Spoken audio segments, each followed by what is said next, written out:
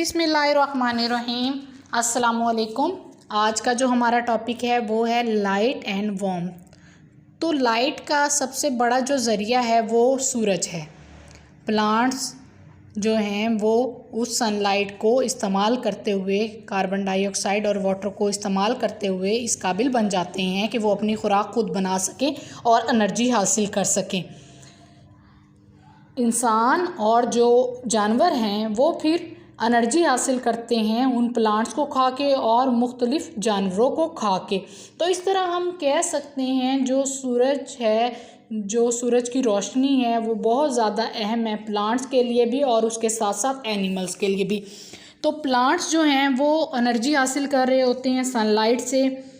कुछ जानवर जो हैं वो प्लांट्स को खा के एनर्जी हासिल कर रहे होते हैं और इसी तरह कुछ जानवर ऐसे हैं जो उन जानवरों को खा के एनर्जी हासिल कर रहे होते हैं। तो नेक्स्ट टॉपिक है हमारा वार्मथ का। वार्मथ का मतलब क्या है? गर्मजोशी।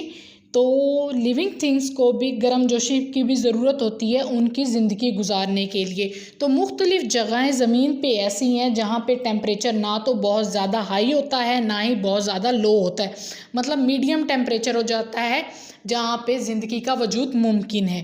बट बहुत सारी प्लेसेस ऐसी भी हैं ज़मीन पे जहाँ पे बहुत ज़्यादा टेम्परेचर हाई होता है और वहाँ पे रहना भी मुश्किल हो जाता है।